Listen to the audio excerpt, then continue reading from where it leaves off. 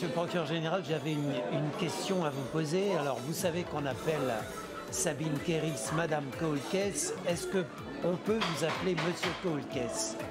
Alors, il faut laisser à Madame Kéris tout le privilège d'être une des actrices principales de ce pôle de Koolkes. D'ailleurs, les 3 juges d'instruction du pôle de Nanterre sont des femmes et c'est une très bonne chose. Madame Kéris est une magistrate très expérimentée et moi je suis ravi qu'elle dirige ce pôle. Moi je n'ai pas de rôle institutionnel, j'ai quitté mes fonctions il y a quelques mois, mais j'ai lancé le processus en 2018 qui aboutit au dépôt d'un rapport à partir duquel la loi a créé ce pôle. Donc je suis très heureux et ensuite laissons aux acteurs officiels, parquetiers, juges d'instruction, le soin de faire vivre ce pôle qui est une très bonne initiative. Donc j'ai vu que vous aviez conduit un premier rapport en 2007 qui avec un certain nombre de préconisations qui à l'époque n'avaient pas été suivies. Vous avez conduit ce deuxième rapport en 2021 qui lui a quand même débouché sur la création de ce pôle national Koolkes.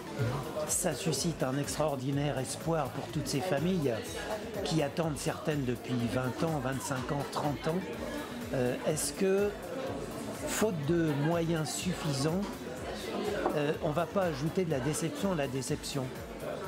Alors c'est un risque possible. Je pense d'ailleurs que les magistrats du pôle de Nanterre devront expliquer aux familles, aux proches, pourquoi tel dossier ne peut pas être repris par le pôle de Koolkes, dans la mesure où leur portefeuille de dossiers doit être limité, sachant qu'il y a des centaines d'affaires non élucidées, certaines sont très anciennes, sont classées, et donc il y a cet espoir ou cette crainte que l'affaire ne soit pas renvoyée devant le pôle devra être expliquée. C'est pour ça d'ailleurs que dans le rapport, nous avions majoritairement préconisé la création de plusieurs pôles Koolkes. C'est peut-être quelque chose qui se produira par la suite, car le besoin est grand. Pour l'instant, un pôle national existe et c'est une très bonne chose, mais voilà, ce sera sans doute aux magistrats de le dire clairement. Je pense même que certains dossiers que le pôle va récupérer ne seront jamais résolus après des années d'enquête. Mais là encore, je suis persuadé que les familles accepteront cette idée qu'une affaire doit être définitivement clôturée si on le leur explique, si on les reçoit, si on leur démontre tout ce qui a été fait, parce que très souvent ce que nous disent les familles de personnes décédées dans des conditions terribles, c'est que la justice ne s'intéresse plus à leur affaire, ne les reçoit pas, ne les écoute pas, et ça il faut véritablement que le pôle de Nanterre soit très présent sur ce terrain-là, avoir une empathie naturelle et être capable de dire de façon sereine, calme, pourquoi l'affaire ne sortira pas. Alors on souhaite évidemment que les dossiers soient résolus, mais vous le savez, plus le temps passe, plus la résolution d'un crime sera compliquée, mais il faudra savoir l'expliquer clairement aux familles. Qu'est-ce qui fait qu'une affaire arrive au pôle national? Qui est-ce qui décide d'envoyer une affaire au pôle national? Donc j'imagine que c'est peut-être le procureur au niveau local qui, parmi un certain nombre d'affaires non élucidées, décide de les envoyer. Qui est-ce qui fait le tri de ces affaires qui sont envoyées au pôle? Alors il sera bon qu'à l'avenir, le pôle de Nanterre soit au courant petit à petit de tous les crimes non résolus, et notamment ceux qui ont plus de 18 mois, puisque dans la loi, il est dit clairement que le pôle de Nanterre pourra être saisi d'une affaire après 18 mois d'investigation infructueuse.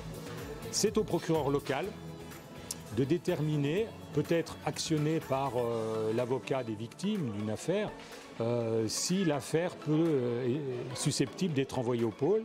Le pôle doit l'expertiser pour dire est-ce que ça rentre dans les critères que la loi prévoit. Et donc de cette liaison entre le procureur local et le procureur du pôle va naître l'hypothèse d'une saisine ou non du pôle. Donc c'est un processus utile, intéressant. Les parties civiles seront consultées, locales, puisqu'évidemment elles ont leur mot à dire.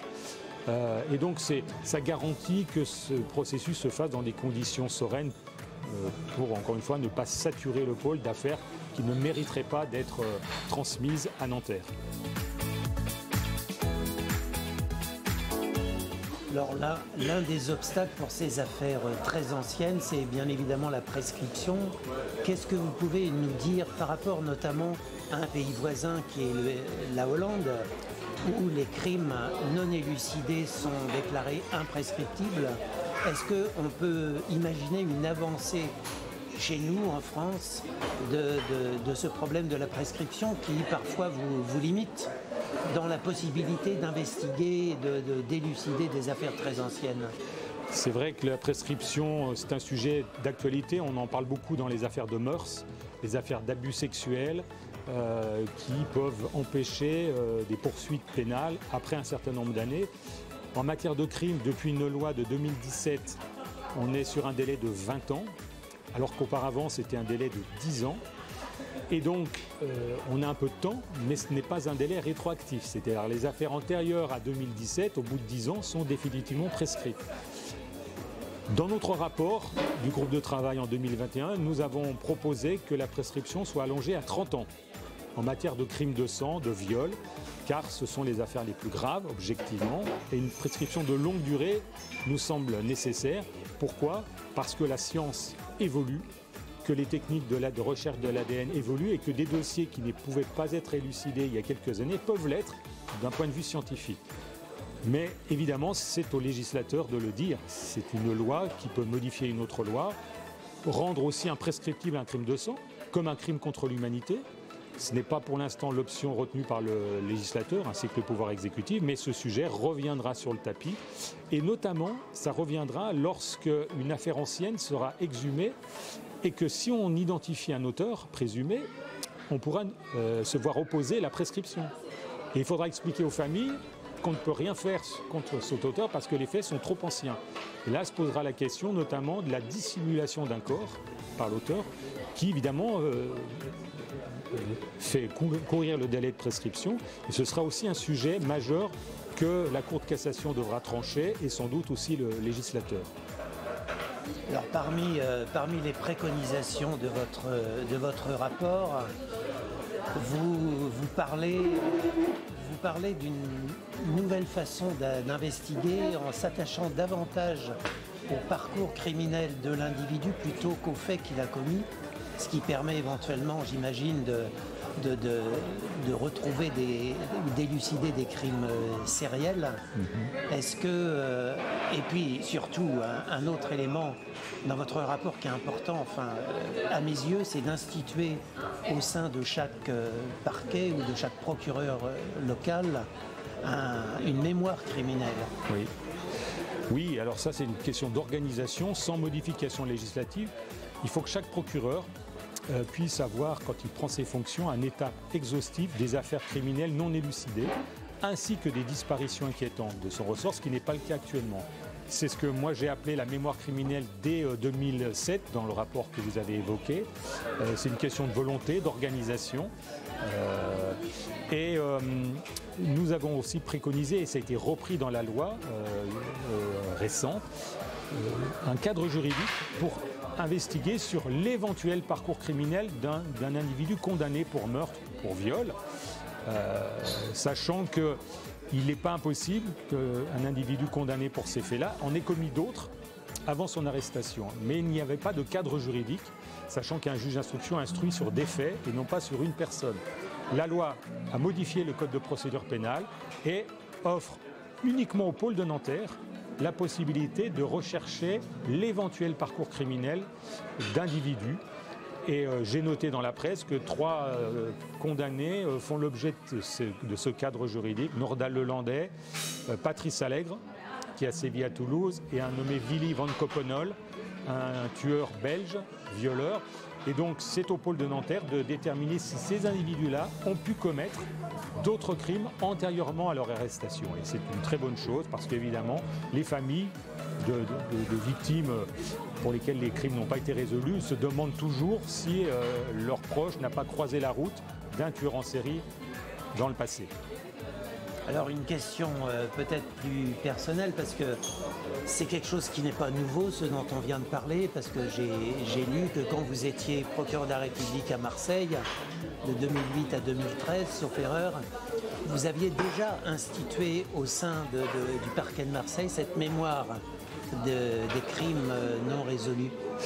Oui. Et alors, est-ce qu'il y a eu des résultats? Alors, quand j'ai quitté mes fonctions de juge d'instruction, c'est vieux, 1994, j'ai laissé 10 affaires de crimes de sang non résolus que j'avais récupérées de mes prédécesseurs ou dans mon séjour de 7 années à Lyon. Et ça, c'est des choses qui me sont restées un peu au travers de la gorge. Ça m'a fait beaucoup réfléchir par la suite. J'ai essayé dans d'autres postes de faire ressortir des affaires, mais il était très difficile de les retrouver sans éléments de recherche précis. Et je me suis heurté à des impossibilités techniques. Mais à Marseille, grâce à la tenue d'un listing par une greffière de toutes les affaires criminelles non élucidées, on a pu retrouver les dossiers, des dossiers papier qui n'étaient pas numérisés. Et j'ai monté une petite cellule avec un vice-procureur qui avait pour tâche de reprendre les dossiers les plus anciens, non prescrits, et de les retravailler pour voir si des investigations étaient possibles. C'est ainsi que plusieurs affaires ont été réouvertes, notamment des affaires dans lesquelles un ADN était apparu. Je suis resté 5 ans à Marseille, j'ai quitté, comme vous l'avez dit, en 2013. À ma connaissance, aucune affaire n'a été résolue, mais j'ignore le sort de certains dossiers. Je crois savoir que certains dossiers sont toujours en cours, parce que vous savez, même si on met en évidence un ADN suspect, encore faut-il que cet ADN soit comparé dans un fichier. Et si le titulaire de l'ADN n'est pas dans le fichier, on ne pourra jamais identifier la personne. Seul le temps permettra peut-être de solutionner cet ADN, de lui donner un nom. Donc il faut rester optimiste. D'ailleurs, c'est la culture cold case que moi j'appelle de mes voeux.